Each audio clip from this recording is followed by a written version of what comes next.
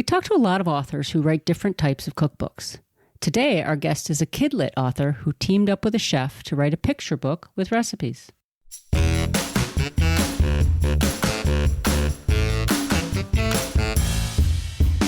Welcome to Everything Cookbooks, the podcast for writers, readers, and cooks. I'm Molly Stevens, and I am here today with my co-host, Kristin Donnelly.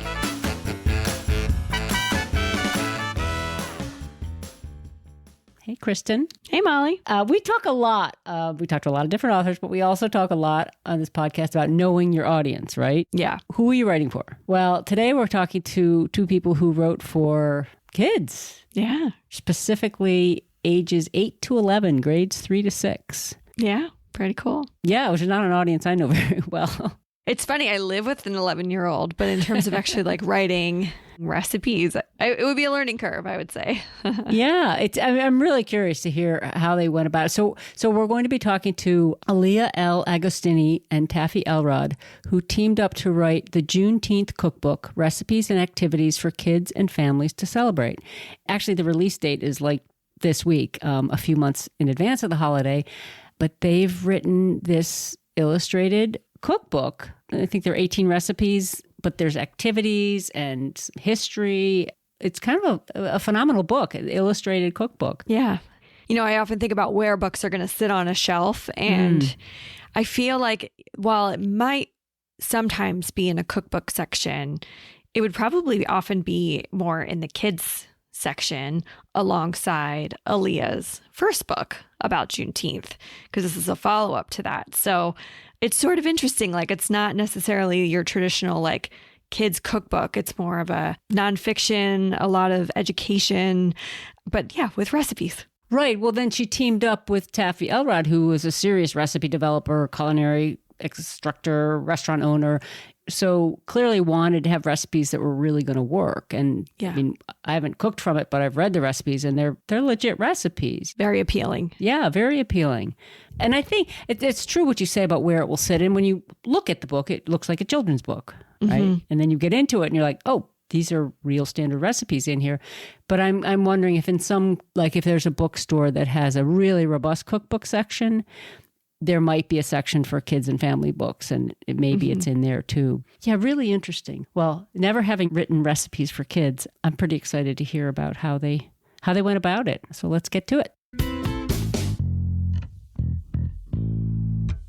Alliah and Taffy, welcome to Everything Cookbooks. We're really excited to have you here. Thank you. We're excited to be here. Thanks so much for having us. I know, Taffy, you're a fan of the show. In fact, you reached out to us when this book was, I don't know what stage the book was in, but Alliah, you've written children's books before. Yes. And Taffy, you're a seasoned recipe developer and chef and culinary instructor. So how'd the two of you get together? So I'm the author of The Juneteenth Story, which is a nonfiction middle grade / picture book for kids. And it did really well. And my publisher was interested in doing a follow-up to it that's really focused on activating Juneteenth celebrations and bringing it to life through food. And they wanted to do a cookbook. And I was like, this is a phenomenal idea, but I love to eat, but it's like, I want to make sure this food tastes good. So we enlisted a recipe developer. Unfortunately, our managing editor, Kara Donaldson, reached out to Taffy, and I'll let Taffy talk about how the magic happened on her end, but fortunately we were able to partner together to kind of bring these ideas for the different types of, recipes I wanted to have in this book to life in a family-friendly way. Yeah, I actually just fortuitously got an email from Kara. She said that Erin Canning had recommended me, and I said, I love you, Erin, thank you. For me, when I saw what the project was, I was just so excited about it. I love developing recipes and cooking and teaching, but this was something so different than what I normally do in terms of being, a kid's book and a family activity book, and for such a special reason. For me, I was just so happy to have this opportunity to do what I love and be involved in this kind of meaningful project. Awesome. And had you worked with Erin before, or was it I think we just know each other through, the network, like through the grapevine. Yeah. Honestly, I don't recall working with her on anything. Cool. Yeah, I was wondering that just personally, I'm like in the process of seeking out different kinds of people for different parts of books. And I think that's good for people to know sometimes, like that just having this rich network, having your work out there in a way that's findable can be so valuable. So that's awesome, Taffy. Yeah. So, Alliah, you're saying your publisher wanted a follow-up to your first Juneteenth book that was going to be this cookbook idea. Did you then have to, I don't know the world of children's books very well. So does one write a proposal for a children's book? How does that work? They kind of just gave me like a top line idea of what they had in mind, and I basically took it and ran with it. I happen to be a mom of 2 young kids too, and I've been celebrating Juneteenth my whole life. For a little bit of background, I grew up in Buffalo, New York, and my grandfather helped start the Juneteenth celebration there, which has been around since 1976. So I wanted to create a book for families that could be engaging. I wanted to make sure it centered the food, but I also wanted to make sure to have other different types of activities and ways that could kind of bring in the history and the culture of Juneteenth, and in ways beyond the kitchen as well. So it also includes, field trips and things like that too. So I put together an outline with an idea of the different sections I envisioned, as well as the different types of recipes I wanted in the categories, just kind of based on my own personal experience with cookouts and Juneteenth, as well as some research that I had done, kind of trying to figure out ways to integrate food that was, historically and culturally relevant, and also, flavors that we typically enjoy too. Mm-hmm. For your first book, did you have to do a proposal before where you did like the whole market analysis, or was it really like it came from the publisher? Yeah, so every book is kind of approached differently. So in the case of the Juneteenth story, Cordo was looking to write a book about Juneteenth, and my agent presented me with the opportunity. And because I had my family history and, with Juneteenth, and I actually hadn't written nonfiction at the time, but I jumped on it because it was something that I was particularly passionate about and also relevant to my own, background. So actually what I did is kind of, I worked with them, I told them I was interested and created an outline. They had a very top line one, but I built it out more just based on the different moments in history that I wanted to make sure to include along the way for Juneteenth too. And we kind of, built it from there. And then it became the actual story itself. So there's different types of routes to getting a book. So sometimes you're, proposing or submitting it, based on a proposal. But this was a little bit more, it was publisher initiated, but then I kind of added more to it. Mm-hmm. Your own. Yeah, they feel like companions. Your first one and then this one, it's the same illustrator, same trim size. They feel very much like companion pieces. Exactly. And that was the intention too, and the opening for the book, it does include a little, like a brief version of the Juneteenth history. Mm-hmm. Then of course, some additional context about my own Juneteenth experience, which was kind of more back matter in the first book, but is actually now brought into the intro.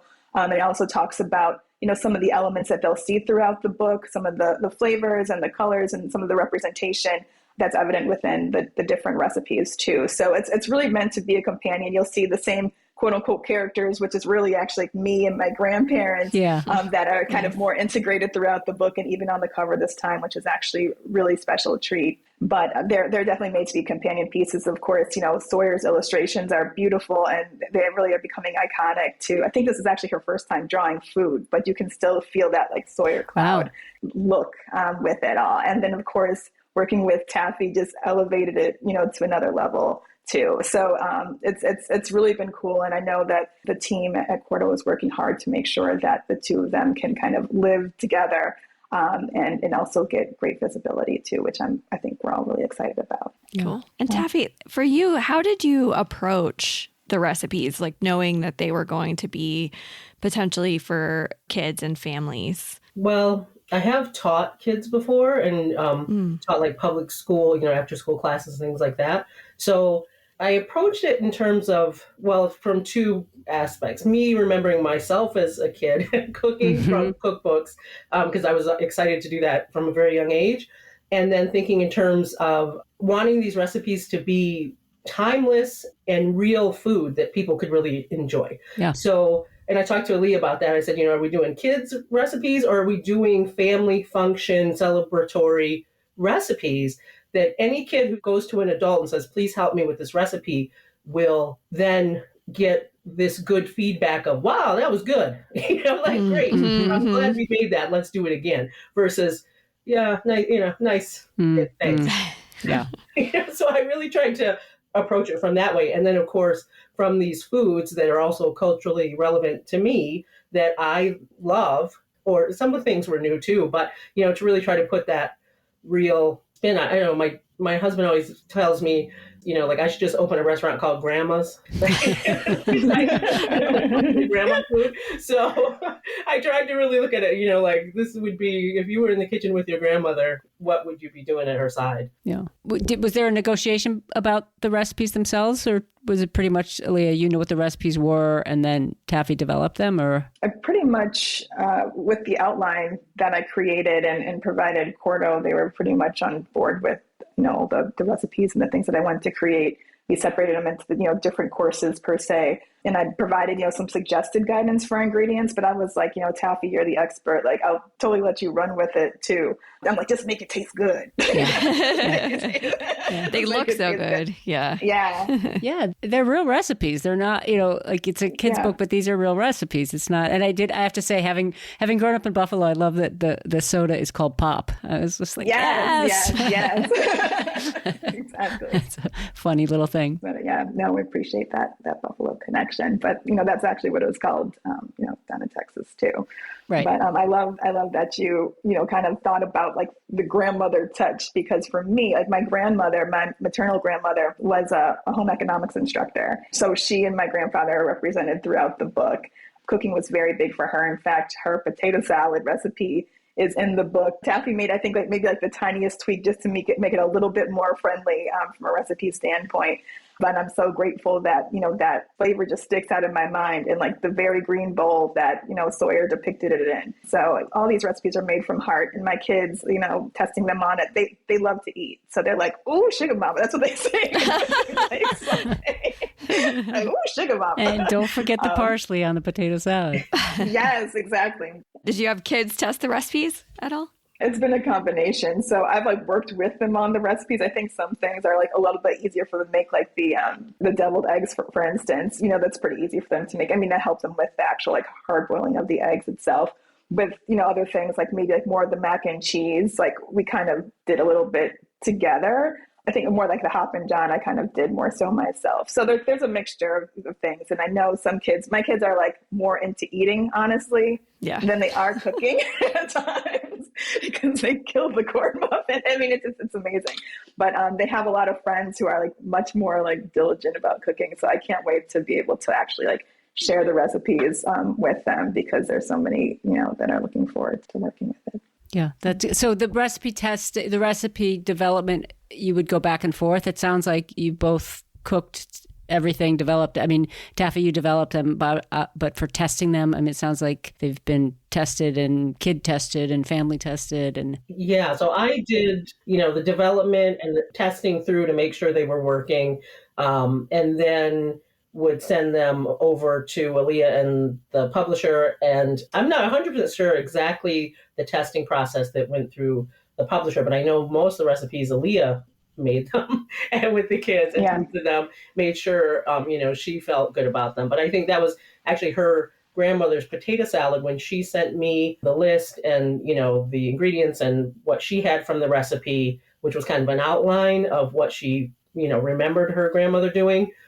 I think that was where we realized we were going to gel really well, because I put it together based on what I thought made sense. And when she got it, she felt really happy with it. So it was, I was maybe sort of channeling the grandma vibes once again. Yeah. So working with her, because she was happy to, put her trust in me, and then realizing that we really were on the same wavelength was a really enjoyable process.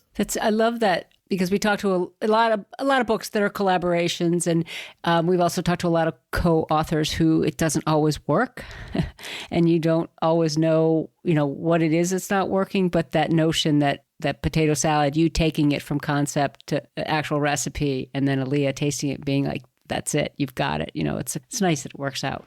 As you said in the beginning, it's about bringing the celebration to life. So it's not just the recipes, but you have these activities and a lot of explanation for them. I was just thinking, like, my daughter is somebody who like loves to plan things for parties, so I can see this being so appealing for kids. And so, like, where did I guess a lot of the activities come from, and how did you develop all that? Yeah, no, great question. So, I mean, I write, but a lot of creative people do all kinds of things. So I like to do crafts and things with my kids.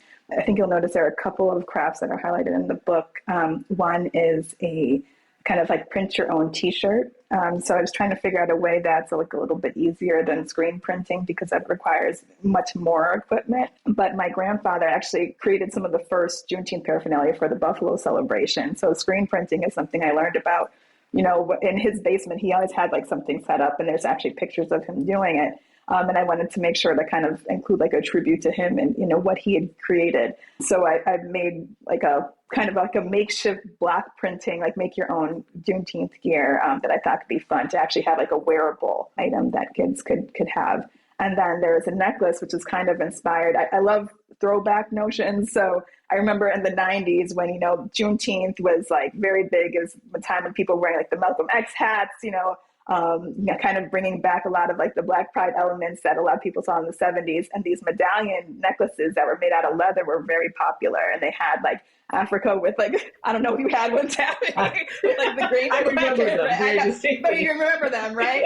Yeah. And I was thinking about different crafts to do, and well, this movie has absolutely nothing to do with Kidlit, but I happen to be watching New Jack City, which is a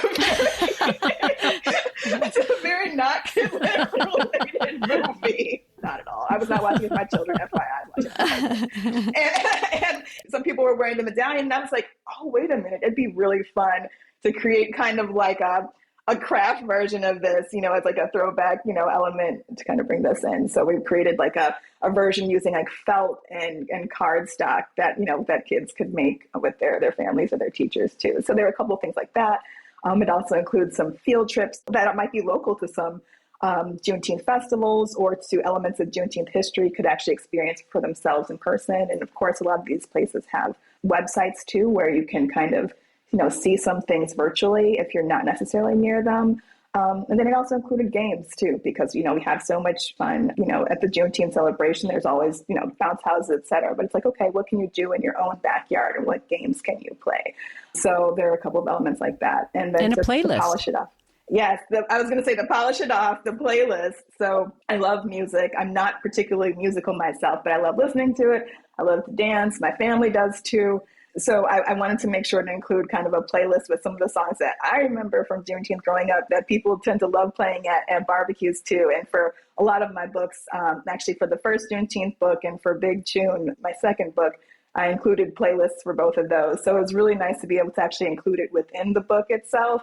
And, for some of the songs, I wanted people to read it and be like, wait a minute, okay, this person actually gets me. Like, I play these songs at my barbecues. So, like, you can't be invited to the cookout. Yeah. So I just wanted to make sure people felt seen with that and also had a platform for a all-inclusive good time. We hope you're enjoying this episode of Everything Cookbooks, but it does take resources to make it happen, and we'd like to invite you, our loyal listeners, to help us keep the lights on. To support the show, go to everythingcookbooks.com/support. There, you can find links to any upcoming insider events where we go even further behind the scenes of our cookbook publishing world. You can also leave us a review, order books through our affiliate page, check out our t-shirts and sweatshirts and other merch, or buy us a round of coffee. Every little bit of support really helps the show keep going. Thanks for listening. You do a couple QR codes for a few of the crafts, which I thought was sort of a very clever way because the space is limited. I mean, it's like a 70-page book. There's not a ton of space in there, but you've got a lot of information in here, yet it's written for children and families too. So I think there's a lot to learn in looking, even if you're not writing kids' cookbooks, there's a lot to learn in how you can communicate a lot in a sort of simple way, but just how much you've put into these pages is really, there's a lot of joy in it, but there's a lot of information without it being like this heavy, dense thing. It's impressive. No, thank you. I mean, I think even with the descriptions for each of the recipes, I was mindful to kind of sprinkle in facts So people had an understanding of the intentionality behind each one. It's like, with like the Jubilee tea, for instance, it's like, okay, it talks about hibiscus, but it's like, let me sprinkle in a little bit of facts about, emancipation in the Caribbean too, or like the watermelon, snow cups. It's like, that also talks, it integrates a possible, you could add a little bit of tagine if you'd like, which is a seasoning from Mexico. It's like, but did you know about emancipation in Mexico and that there was slavery in Mexico and that people actually fled south to freedom?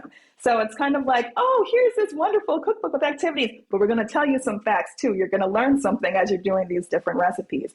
But I mean, honestly, books are becoming more and more expensive, and I appreciate everybody for, purchasing them, but I want to make sure that, they're getting good value out of it, so that this is something that they can continue to go back and do, year after year. They're not going to be able to get through every single recipe and activity in a given year, but hopefully they can come back the next year, or maybe to another event later in the summer and use it too. So I think it's really about making sure people are getting good value, from the book as well. I love that. I love that too. Yeah. And you were just talking about like the head notes, the recipe head notes. And so did you write all of those, Alliah, or did you and Taffy sometimes work together? For the most part, I wrote the head notes. I think there might have been a couple of like notes here and there. We might have checked with Taffy on just, if there is anything about maybe using a particular ingredient or something like that we wanted to integrate, and also for some of the call outs that you might see throughout. Yeah, she did, and it was awesome that I didn't have to do it. I'm not gonna lie.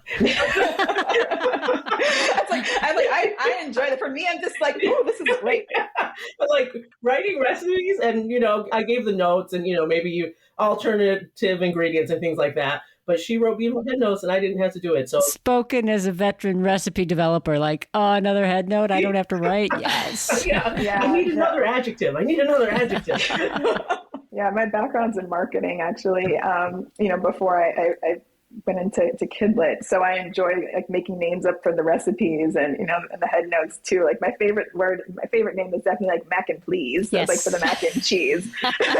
So I'm like, why has nobody used that before? I'm like, everybody wants more mac and cheese, please. It's like, let's condense that and put it together. I love it. Well, I also think they're different brains sometimes. So you develop a recipe and writing a head note. Yeah. Those are that's like almost like the math brain or something. Yeah. And so it's nice when you can have two people sharing it. Yeah. Totally. That watermelon snow cone, I was really taken by that too. That idea of just the frozen shaved watermelon. That's brilliant. It's something that actually I've been doing with my family for a while now. We actually I found one of those old Snoopy snow cone makers. I don't know if you remember that toy at like a World Market some time ago.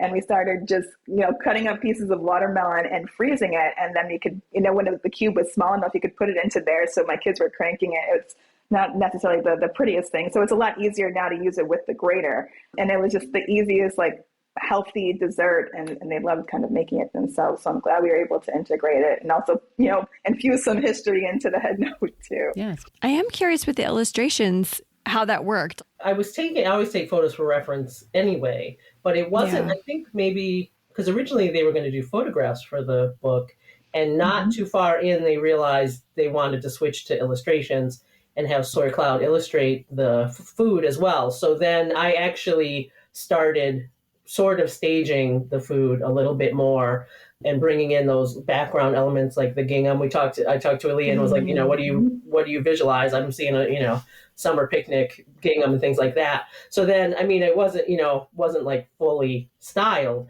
but it was enough for her to work with. So I actually did photograph everything.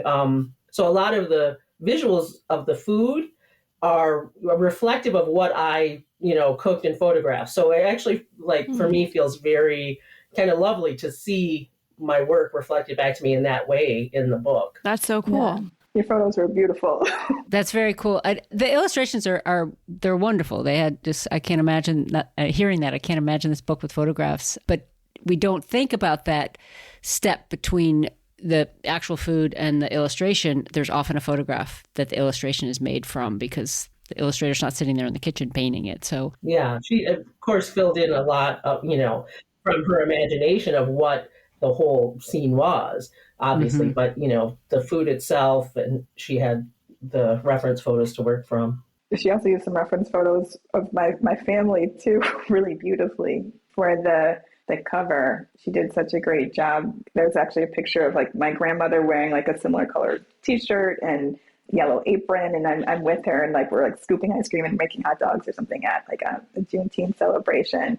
And she brought that into a kitchen and added my grandfather in, and she even used a painting that we have of my great grandmother, my maternal great grandmother. That's kind of like an Easter egg on the cover. Yeah, that's wonderful. So I'm curious, how long does a book like this take? I heard from Cara almost a year ago exactly. It was last February, I think. Yeah.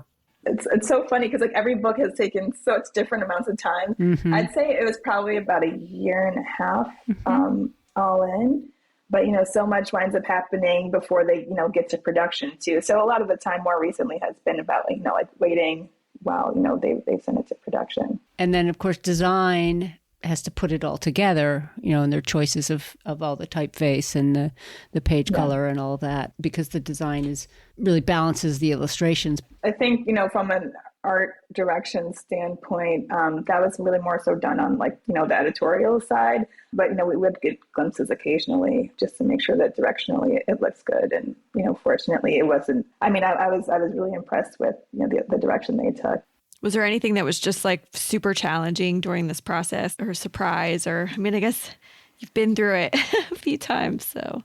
Honestly, I'd want to say no. I mean, Taffy, I'm not sure on your side if there was anything, from a development standpoint that you found particularly challenging. I mean, fortunately, I'd worked with the team before, and they've been great, and they were really receptive and supportive of the Juneteenth story. So I was looking forward to doing this again, and to elevating this, and also, making it an opportunity for the Juneteenth story to reach more people. So it was actually not too bad on my side. I don't know. It was I had sort of a tight turnaround on the recipes, but I mean, other than that, honestly, you were a dream to work with. Sawyer was a dream to work with. And one big difference that made it actually much easier for me, was because Sawyer was illustrating. So there was no photo shoot day for the recipes. So I could, come back and say, well, that's not the right color or whatever. And, there was time to make changes. So there was no day that like, this is it. These recipes are going to be photographed. So that actually was, much easier. Mm-hmm. Yeah, interesting. This makes me want to have every cookbook illustrated.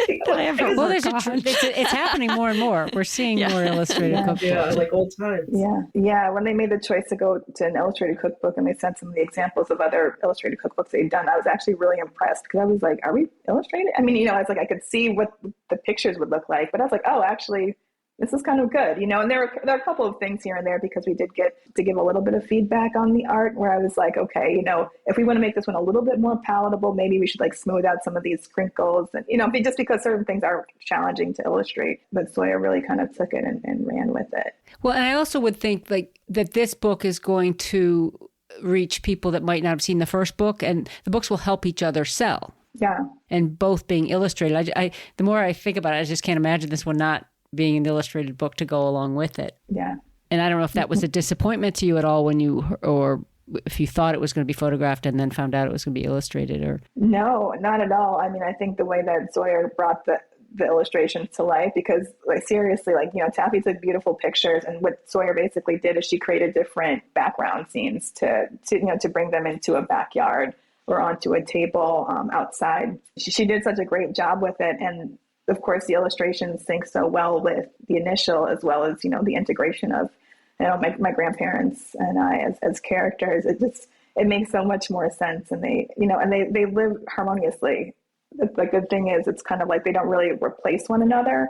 They're good complements too. And I think the book won't age, really. I think, a kid could pick this book up in 20 or 30 years and it won't feel old in the way that a photographed recipe would. Yeah, I think that's really fair. And I think the recipe choices reflect that too. When you were deciding on the list of recipes, Alliah, you already said this, but you wanted recipes that would, they were the ones that you had when you were a kid, and they're probably the ones that your kids are going to serve at their Juneteenth when they're grown-ups hosting it. And ones that are probably used, generations prior too. So That was especially important. And like these ingredients will still be around. They can't be replaced by AI. No ham, mac and cheese. And I just have to say this because so I was waiting and I got the ARC. And so I teach now, and I teach adults, mainly young adults, but they could be any age. So on February 1st, for the first day of Black History, we cooked. I did a whole menu from the book. And we did the playlist, Alliah. And I said, "We're an apple," and I've got the playlist. And I love it. We had a great time. And, you know, all the students from 18 to probably somebody in their 50s right now, and for our whole school. So the staff, the students, everybody. And it was a really well-received meal. Everybody loved the playlist. You know, we just really had a good time. We had a party, we had a holiday, and it was, of course, for me to see everybody cooking the recipes, and they were working, you know, and enjoying eating the recipes, and no leftovers. Everybody was trying to take some with them, you know, making plates. And if nobody's making plates, then what are we doing here? The bigger problem. No, really, it was just fun. It was a celebration. I was just so happy. Awesome. I'm so glad to hear that. And I have to know, did anybody attempt to start a Soul Train line or do any line dance? It's me, only me. But you know, we cooked and danced, and I don't know if anybody else did. My husband can only cook with music playing. He's Jamaican, and I was like, I think when you cook with music, it makes you get lost a little bit, so you add a little bit of extra flavor. So it's always a good idea. That's awesome. Do you have any fun promotion things coming up? Yeah, we'll be doing a number of different bookstore events throughout June primarily. So I'm looking forward to the one that we're going to be doing in Jersey on the 14th of June. So Taffy and I will be able to come together. It'll be at with Watch on Booksellers in Montclair, kind of having an outdoor celebration. So we'll be doing a couple of the simpler recipes. Of course, it's in a bookstore setting, it's a little bit more difficult when you don't have a full kitchen. But fortunately, there are some that are amenable to limited kitchen space. And we'll also be doing some of the couple of the crafts there too. And I think they're going to have a face painter, so that'll be fun. So there's more things coming up, but our team is really great. The marketing team at Cordo. So they're getting things lined up. I can't wait. Yeah, it's great that so it came out this week or when this episode will air, and so you have all of April and May to lead up to the holiday. So the book is out and people can get their orders in as they start to hear about it. It makes sense to have it out ahead like that. But I know we have some pretty good distribution planned for the book. So, that's half the battle sometimes. So, I'm just been really pleased with the support that we've gotten and the enthusiasm for the book. And honestly, like I said, when you guys asked the question about the challenges of making the book, it certainly hasn't been the team, because I think, after having worked with them before, they kind of trust my vision and, the intentionality I have behind, what I'm writing and what I'm creating. It's really a dream to work with Taffy to kind of bring all of these things to life. And of course, Sawyer to bring them to life. All of this stuff came from the heart. It really came from the heart. And I hope that people that see the finished product really feel that too. That's great. Do you have any advice for anyone who is considering writing a children's cookbook? Yeah, I guess Kidlit. Yeah. Yeah. For Kidlit in general, oh goodness. I'll just say this. It's a lot more challenging than it looks because, so many people have ideas for kids' books. And frankly, I feel like there's less and less shelf space for them these days. So it gets more challenging. So people that have amazing ideas and amazing stories, it can be difficult to get it out. But, I'd say to read a lot within the genres that you're interested in writing. I'd also say, the writing community is tremendous.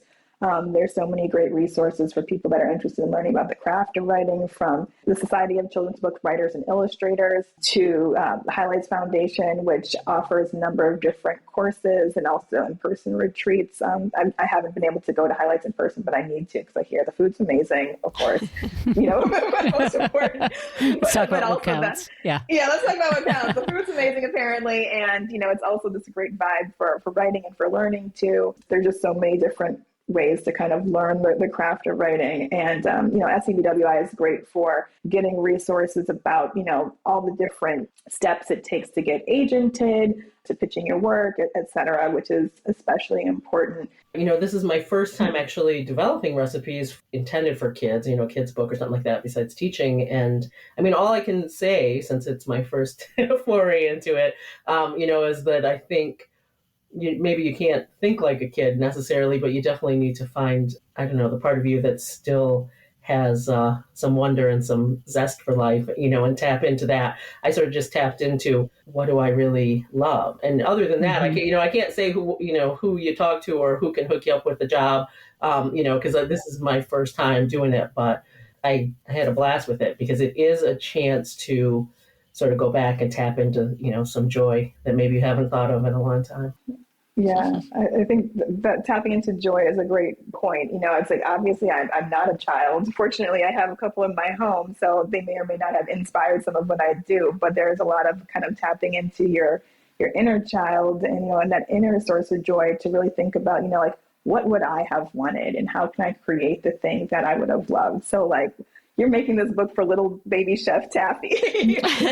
Love that. Yeah. It's like, and so I think that's tremendously special. I'm big on making what I want to see that I don't already see. And I think that, together we've been able to make something that our children, obviously, would have really enjoyed. You didn't dumb it down, it doesn't feel like you're being talked down to. And you have that, and notice there's that little icon of a person raising their hand, and it's, so if there are points in the recipe, so the recipes don't have to be so simple that they're child proof, but there's a point in the recipe where you need an adult in the room kind of thing. So it was just very interesting looking at how you maneuvered around the recipes, making them, as you say, real food that everybody would enjoy, but making them accessible to children. Yeah.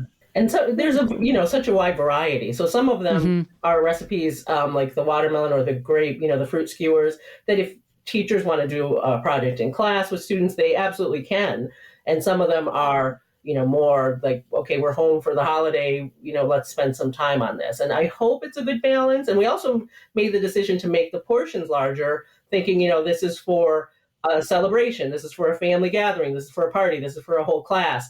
I don't know exactly how people will feel about that, but I thought if somebody does want to cook for their whole family, then the option is there. Because that's how I see the holiday. That's, I see it as a large celebration, people coming together. So that was the intentionality behind the book, for it to be for a family or, community celebration, for it to be shared. Worst comes to worst, just have the recipe. But this is more so like celebratory food. This is, and this is what you're having for dinner every night. God bless you. But it really is more like, kind of special occasion. Great for sharing. Cool. And I'd be remiss if I didn't just add that, as we were talking earlier about our inner children or past child or whatever it is, that I literally, as we worked through this book, and then when I saw, the full book, I just was in awe of how much this sort of thing was lacking when I was growing up and how I would have felt had I seen it. And it has been sort of a balm or a salve for little Chef Taffy, who would have been over the moon to have this book and hold it in her hands. I love that. That's beautiful. Well, thank you both so much. Yeah, and congratulations on this book. It really is it's a joy, and we're really excited it's out, and so glad you came and shared with us. Thanks so much for having us. Yeah, thank you so much. It's been an absolute pleasure. Thank you for listening to Everything Cookbooks. For more episodes and ways to contact us, go to our website, everythingcookbooks.com. The show is available on Apple Podcasts or wherever you get your audio, and if you like what you hear, please leave us a review. It really helps other people find the show. Any books mentioned can be found on our affiliate page at bookshop.org. Thank you, as always, to our editor, Abby Circatella. And until next time, keep on reading, writing, and cooking.